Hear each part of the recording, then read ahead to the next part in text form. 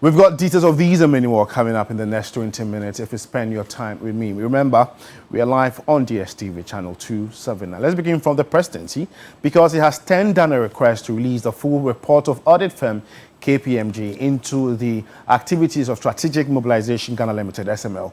A report by the Fourth Estate raised concerns about the effectiveness of a revenue assurance contract handed the company amid the calls for termination. KPMG looked into the matter and a presidential directive was issued, but anti-corruption campaigners were not impressed, leading to calls for full disclosure. The president says, in accordance with Section 5, Clause 1A and BI of the RTI Act, I regret to inform you that your request has been refused. Section 5, Clause 1A and BI states that information prepared for or submitted to the president or vice president containing opinions, advice, deliberations, recommendations, minutes or consultations is exempt from disclosure, and that disclosure of such information would compromise the integrity of the deliberative process by revealing the thought process, considerations and influence on the decision making reserved for the highest office of the land.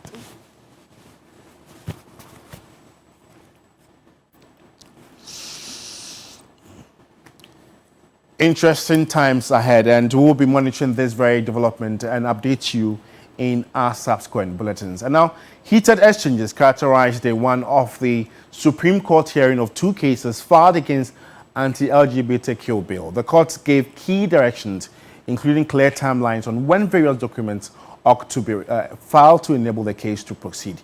Lord Edwasari was in court and has the rest of the story.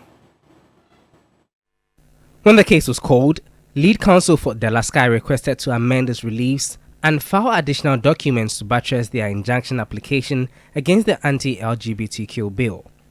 But Thaddeus Sori, representing the Speaker of Parliament, vehemently opposed the action by lawyer Pakwesi Abedu, a position which the Attorney General Godfrey Yeboah-Dame did not agree with.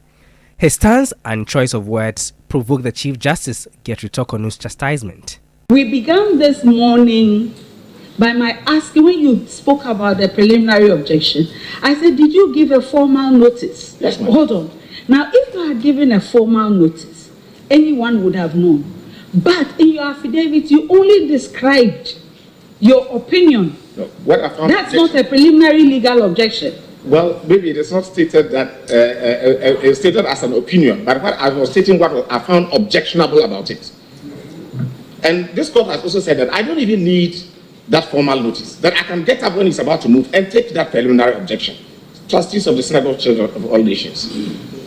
And the string of them from the court that I didn't need to do sorry, I'm not impressed by what you're doing. Very well. But just finish it. I'm sorry. So I'm saying that it's not fair to your friend. I don't think so. In the end, his objection was dismissed by the court and an order for all the parties to file their disclosures by May 17, after which the case was adjourned indefinitely. In the suit filed by researcher Dr. Amanda Odoi, the courts cautioned lawyer for the Speaker against the use of scandalous, intemperate language in his filed documents and ordered same to be refiled. The case was live telecasted following a letter written by the Attorney General to the Supreme Court to allow cameras during the hearing. Godfrey Yeboah-Dame addressed concerns of delay in the hearing of the case. That impression is always misinformed. I mean, I think this is actually one of the matters that have been heard early. When I was in private practice, filed processes sometimes in June. The Supreme Court will face for hearing in October and November. I mean, in fact, gone are the days when once the process is filed, it takes about 4 months before the Supreme Court listens for hearing.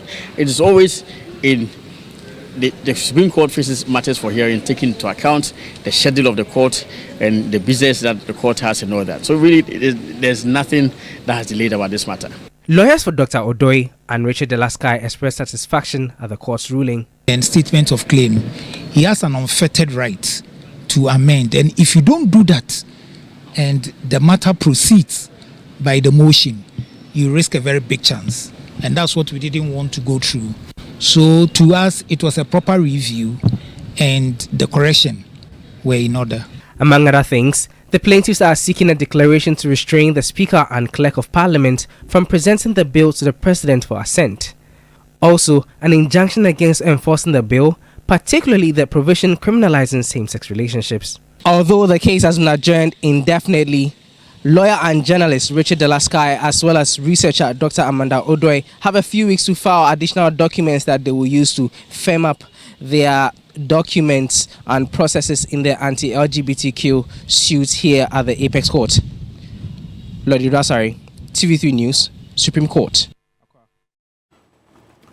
And a member of the Council of State and senior lawyer Samuel Okujeto says the anti-gay bill is senseless and an issue which should not have come to the fore of public discussions. He's been sharing these views with Beatrice Edu. The member of the Council of State and senior lawyer Sam Okujeto did not mince words when he gave his views on the anti-gay bill. Where a man and woman go and sleep in their bedroom, is that my business? Is that my business what they do in their bedroom? How does that affect the economy? How does that put food out of my mouth? Does that affect my education? So I have a different view altogether. I think the whole concept to me, it is completely out of the issue. He thinks the Ghanaians are obsessed with a senseless issue when other important ones like corruption are not being looked at. But we even tried to induce the churches. They are all running around. Sign the LGBT. I wanted to ask them a simple question, and you help me there. I will ask them, all the sins which are listed in the Bible, what have they been doing about it? The LGBT is the only one they've seen. We talk about corruption also.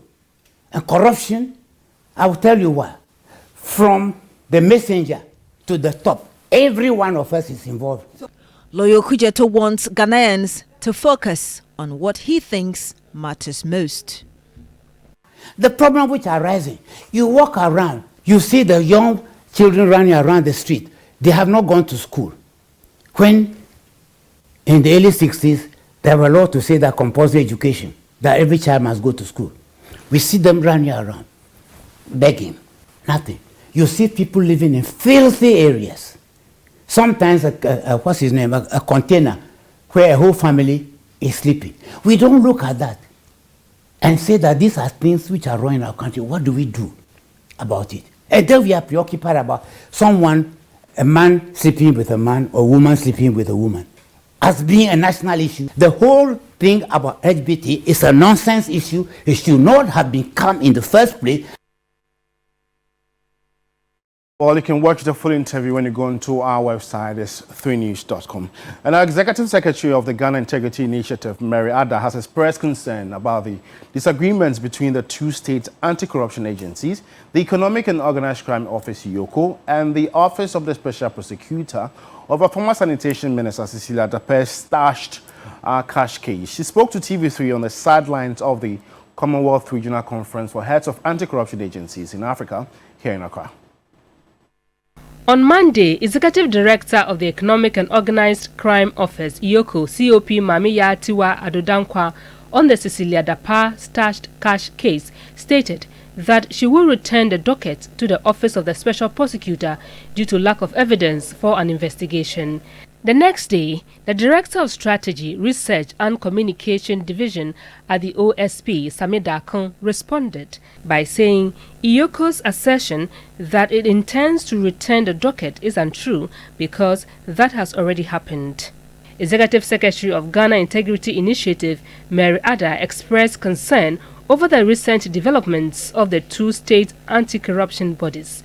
Bringing these issues into the public space may not be the best way to go. It's not healthy for the fight against corruption to listen to some of the sentiments going on. And it is worrying because we believe that we want a better deal. We want our investigative bodies to be prosecuting the corrupt and not doing the internal wranglings that we are seeing. She urged the two investigative bodies to work together on the substantive issues of the case instead. They have various platforms they identify that work together for them. And so for us, I'm not saying that they shouldn't have their issues. But then when these issues come up, the ultimate goal is the issue at stake. And that issue should take prominence. The people of Ghana demand it of them. These institutions are set up by the constitutions or a legal framework to prosecute a certain agenda. Ghanaians are talking about YOCO and SP doing this internal thing, instead of talking about the substantive issue of Cecilia Dapa and whether there was money laundering or not. That is being discounted, unfortunately. Speaking at the Commonwealth Regional Conference on Corruption, Mary Adaa argued that funding restrictions are not helping to effectively combat corruption. Sometimes you would want to even do more. You want to mobilize the citizens and hit the streets, but you do not have the resources to do so. And within the policy remits and limits, we do not have the capacity to do investigations. We are not doing as much as we would wish. She expressed satisfaction with the collaboration between civil society and anti-corruption agencies in the Commonwealth, which she says will significantly help combat corruption in Africa. And now the Ghana Health Service has allayed fears over the withdrawal of AstraZeneca COVID-19 vaccines worldwide due to rare blood clot concerns. Director General of the service, Dr. Patrick Kumabwaji, during a tour of some vaccination centers in the Ghanese municipality, said the company is pulling out due to a business decision. Meanwhile, only Johnson & Johnson vaccines are currently being administered for the ongoing vaccination. Ghana was the first African country to receive 600,000 doses of the AstraZeneca COVID-19 vaccine through the World Health Organization's COVAX program. Reports suggest the manufacturers have withdrawn the vaccines worldwide due to concerns about rare blood clots. The situation has sparked widespread fear and panic among the population, with many believing they may have experienced a potential impact. But the Director General of the Ghana Health Service has mitigated the public's concerns.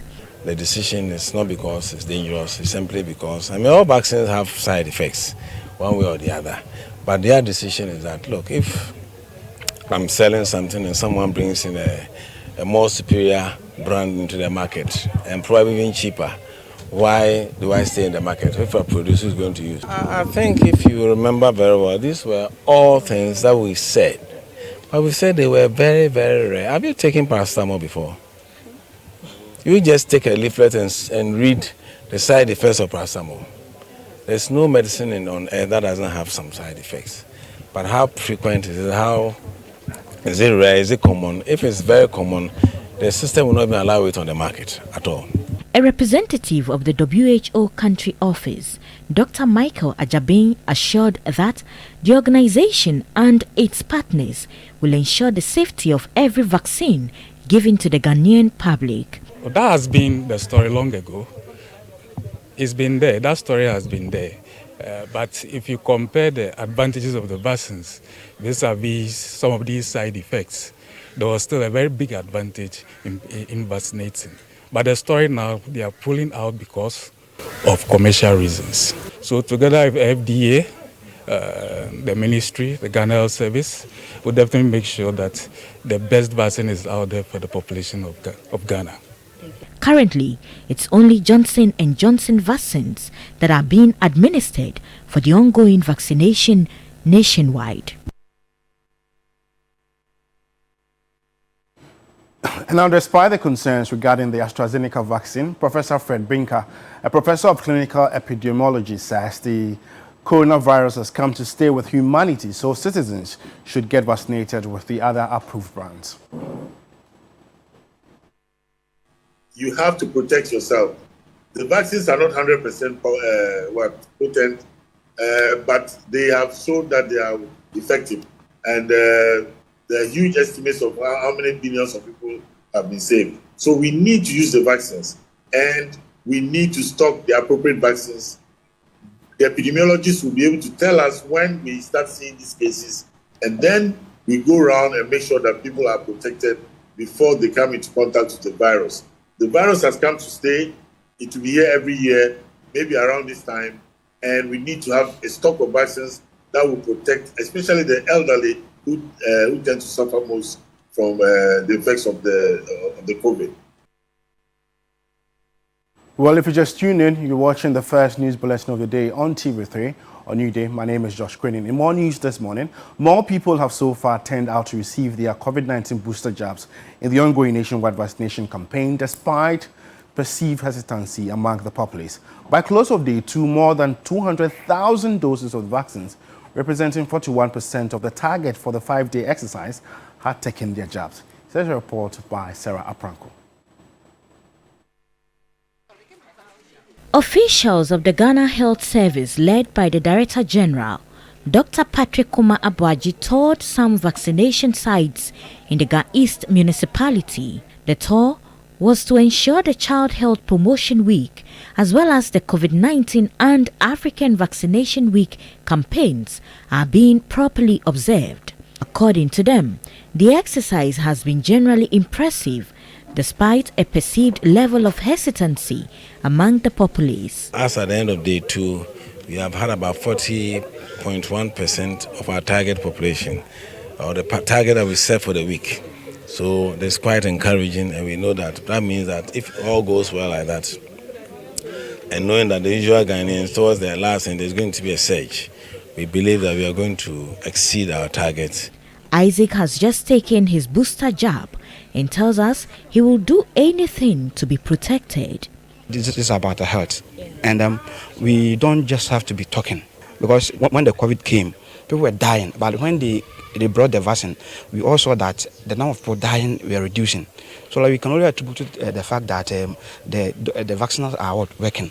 Mothers had thronged the Abokobi Health Center, as well as the Church of Pentecost Static Point at Agbogba, to get their children vaccinated against childhood diseases. The children are our future, so we need to do anything to provide them, to give them good health. I make sure that I give them the medicine that they be given at the hospital. Sometimes when you have to go to the hospital, you'll be seeing some kids unable to walk and some stuff, so that's why I brought my child here for injection. The exercise is expected to end on Friday, May 10. The tour has ended at Taifa, Burkina. And like all the other places, health authorities are expecting that more people will patronize the exercise to get protected. Sarah Apenkro, TV3 News, Ga East Municipality. And now, a member of the Electoral Commission, Reverend Ikuya Bulletin, who visited some centers, was seen offering prayers for a smooth voter registration after challenges noticed on day 1 of the exercise reoccurred. My colleague Noble Crosby Annan reports. The Electoral Commission, which was under scrutiny for registration delays, appeared to have resolved the issues that impacted the initial rollout. The network is also working. We don't have any challenges at now. Today the machines are okay. They are working all right. It's not like yesterday. Today we haven't experienced that issue. I'm hoping that we'll continue like this. The registration process slowed down, and first-time voters could not hide their frustrations over the pace of the exercise. They are delaying too much. That's why. I want it to be fast. To me, it's normal because it's expected that things will obviously be slow. If the computers are there, they are not enough. If they are there too, there's a problem with the systems. They are there, relaxing, some pressing their phones and stuff. Like by now, crowd should be out of here because we the businessmen, we don't like wasting time at one place. The exercise was truncated due to recurrent system issues. A member of the Electoral Commission, Reverend Ikuya Bulletin, prayed for the proper functioning of registration machines and connectivity while praying for party representatives. We pray for the machines that we are using here. We pray for connectivity. We pray that they will work. We pray that they will work throughout the day so that everybody will have the opportunity to vote, to be able to register. Father, we pray for your party agents.